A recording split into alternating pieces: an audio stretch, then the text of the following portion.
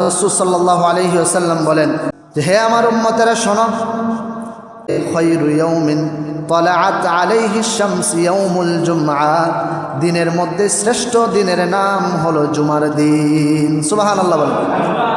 এটা বিশ্বনবী রাহমাতুল লিল আলামিন স্পষ্টভাবে ঘোষণা করে দিয়েছেন, খায়রু ইয়াউমিন, তোমাদের দিনের ভিতরে দিনের মধ্যে সর্বশ্রেষ্ঠ দিনের নাম হলো জুমার দিন। সুবহানাল্লাহ বলেন। জুমার দিন হলো শ্রেষ্ঠ দিন। আল্লাহ রাসূল বলেন, জানো এই দিনে কি হয়েছে? এই দিনের শ্রেষ্ঠত্ব ঘোষণা আল্লাহ রাব্বুল আলামিন কেন করলেন? আল্লাহ রাসূল সাল্লাল্লাহু আলাইহি ওয়াসাল্লাম বলেন যে আল্লাহ রাব্বুল আলামিন খুলিকা আদম ফিহি খুলিকা আদম, এই দিন আল্লাহ রাব্বুল আলামিন সাইয়্যিদনা আদম আলাইহিস সালাতু ওয়াস সালামকে সৃষ্টি করেছেন। বলে আল্লাহু আকবার।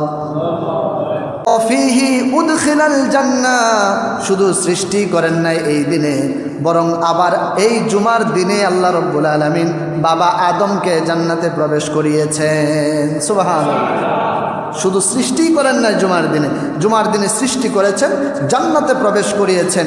এবং ওয়াফিহি উখরিজা মিনহা, এবং যেদিন বাবা আদম গন্ধম ফল খেয়ে মা হাওয়া সহ চিরশান্তির জায়গা জান্নাত থেকে বের হয়ে যায়, ওই দিনটাও ছিল জুমার দিন। সুবহানাল্লাহ বলেন।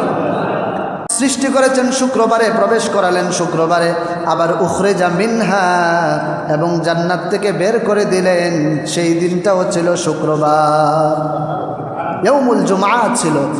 অন্য হাদিসে অন্য বর্ণনায় এসেছে যে আল্লাহ রাসূল সাল্লাল্লাহু আলাইহি ওয়াসাল্লাম বলেন, বাবা আদম যেদিন ইন্তেকাল করেছিল সেই দিনটার নামও ছিল ইয়াউমুল জুমআ, তথা শুক্রবার। সুবহানাল্লাহ। কি দিন ছিল? শুক্রবারের দিন ছিল, যেদিন বাবা আদম ইন্তেকাল করেছেন।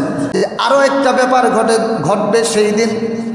আল্লাহ রাসূল বলেন, হে আমার উম্মতেরা শোনো, ওয়ালা তাকুমুস সাআতু ইল্লা ফি ইয়াউমিল জুমআ, যেদিন কিয়ামত হবে সেই দিনটাও হবে শুক্রবারের দিন।